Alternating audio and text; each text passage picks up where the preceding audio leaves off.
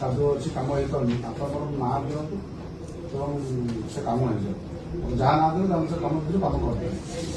ତମେ ସେମାନେ ଟିକେ ଅଶୋକ ପଡ଼ା ନାଁ ଦେଲେ, ଆଉ ତାଙ୍କ ସଭାପତି ବିଜେପି ସଭାପତି ଦିଲ୍ଲୀ ପଡ଼ା ନାଁ ଦେଲେ, କେତେଜଣ ନାଁ ଦେଲେ ସମସ୍ତଙ୍କୁ କାମ ଦେଇଦେବେ, ସେ କାମ କରିଦେବେ। ସେ ବିଲେରେ ପେମେଣ୍ଟ ଦେଇଦେବେ। ମୁଁ ଶୁଣିଲି କ'ଣ ସାର୍ ତାଙ୍କୁ ବିଲ୍ ପେମେଣ୍ଟ ବନ୍ଦ କରାହେଉଛି। ସାର୍ ଦୁଃଖର କଥା, ସେମାନେ ଲିଷ୍ଟ ଦେଲେ ମୋରି 50 ପଇସା ମୁଁ ତାଙ୍କୁ ବିଲ୍ କରିଲି, ମୋର ପ୍ରତିଶୋଧ ନାହିଁ। ମୋର ସବୁ 5-7ଟି ବିଲ୍ ଅଛି, କୌଣସି ସେ ହଉନି କ'ଣ କି ସାର୍ କୋଉ ପ୍ରକାର କ'ଣ ନୀତି ନିୟମ ଚାଲିଛି? ନାଇଁ ନାଇଁ ସାର୍, ମୁଁ ଆପଣଙ୍କର ଆସିବା କଥା କହିନି। ଆପଣ ସେଇ ବିଲ୍ ମୁଁ ଦିଏ କରୁନାହାନ୍ତି ବିଡ଼କୁ କୁହନ୍ତୁ। ସେମାନେ ମୋରି 50 ଭଂଶ ସେମାନେ କାମ କଲେ, ସେ ବିଲ୍ ନେଲେ। କିନ୍ତୁ ମୋର ମୁଁ ଯୋଉଟା କରୁଛି ସେଇଟା ବନ୍ଦ କରାଉଛି। ମୁଁ ତାଙ୍କୁ ଡାକିକି କାମ ଦେବି। ଆପଣ ଯୋଉ ଏଜେନ୍ସି ନାଁ କହିଲେ, ସେ ମାଧ୍ୟମରେ କହିଲେ ଭିଡ଼ିଓ କହିଲେ ମୋତେ ଦ୍ୱିତୀୟ ଆପଣ ସେତେବେଳେ ଆଗକୁ ବଡ଼ କାମ କରୁଛି। ଏବେ ସାର୍ ବିଲ୍ ହେଲା, ବିଲ୍ ହେଇଗଲା। କିନ୍ତୁ ମୋର ଯୋଉ କାମ ଅଛି ସେ ସାର୍ ବନ୍ଦ ହେଇକି ରହୁଛି, ଦେଇକି ଯାଉନାହାନ୍ତି, କାମ ହଉନି। ମୁଁ ଆମ ବଜାର ପଇସା ତ ମୁଁ ଦେଇଦେଲି, ସବୁ କାମ ତମେ କଲ, ବିଲ୍ ନେଲ। ମୋର ଏଇଟା ବନ୍ଦ ରଖିଛ। ଆଉ ଗୋଟେ କଥା ସାର୍, ଯାହା ରହୁଛି ଅନ୍ତର୍ଦେୟ ଗୃହ ଗ୍ରାମ ସଭାରେ ଆମକୁ କହିଥିଲେ, ମାଂସ ବୋଲି କ୍ଷୀରି ନିହାତି ଲୋକମାନଙ୍କର ମେସେଜ ଦେଲେ ତାଙ୍କର। ଆପଣ ଇନକ୍ୱାରି କରି ଦିଅନ୍ତୁ, ତାର କିଛି ନାହିଁ। ସେ ଏବେ ଯାଇ ଆମର କିଛି ଇନକ୍ୱାରି କରୁଥିଲେ, ତା ଦେହରେ ବୋଧେ ଅଧାରୁ ଅଧିକା ଘର ଅଛି। କୋଉ ଲିଷ୍ଟ ଯାଉଛି ମୁଁ ଜାଣିପାରୁନି। ସେ ଯୋଉ ଆପଣ ଗୋଟେ ଗ୍ରୁପ ହେଇଥିଲା ସେଠି ଦିଦିମାନେ ଯାଇଥିଲେ, ଅଦର ପିଓ ଯାଇକି କଲା ପରେ ସେ ରିପୋର୍ଟ ଦେଲେ, ରିପୋର୍ଟ ଦେଇକି କରାଯାଏ। ମୁଁ ସେ କଥା କହୁନି ସାର୍, ସେ ଲିଷ୍ଟ ଗ୍ରାମ ସଭା ଯୋଉ ଲିଷ୍ଟ ଅଛି ତାକୁ ଆମେ ଆପଣଙ୍କୁ ଦେବା ପାଇଁ ଇନକ୍ୱାରି କରିବେ।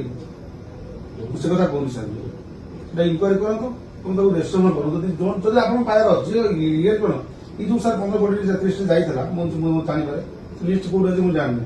ତା ଦେହରେ ବୋଧେ 17-18ଟା ହବନି, 12ଟା ମାତ୍ର ଲିଗାଲି ହେଲା, ଆଉ ସବୁ ଇଲିଗାଲି। ଗ୍ରାମ ସଭାରେ କପି ମୁଁ ସେଟା ଗୁନ୍ଥିକି ଦେବି ସାର୍। ଯେଇ ଆଚରଣ କହିବେ କି ଯୋଉ ମୋର ଯେତେବେଳେ ଆସିଲେ କରିବାକୁ, ମୁଁ ତ ସାର୍ କରିଦେଲି, ତାଙ୍କୁ ପେମେଣ୍ଟ ବି କରେଇଦେଲି। ତାଙ୍କର ମୁଁ ରଖିଲି ପଇସା, ଖର୍ଚ୍ଚ ବି ରଖିଲି ସାର୍।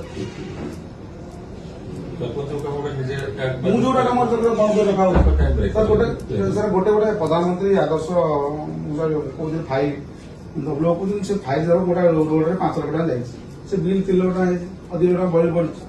ସେମାନେ ଯେଇ ଆଚରଣ ଲେଖିଦେବେ, ସେ ଆଉ ନୂଆ ପ୍ରୋଜେକ୍ଟ ଆଗରେଷ୍ଟ ଦେବେ। ସେ କଥା ସାର୍ ହେଇପାରୁନି।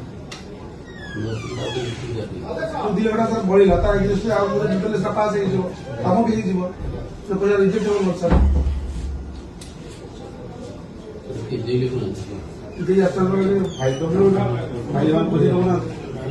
ଆପଣ ଯାଇଥିଲେ ମୁଁ ପଞ୍ଚାୟତ କରୁଛି, ସେ ପଇସା ଅଛି, ପଇସା ସେ କାମ ନାହିଁ ପଚାରେ।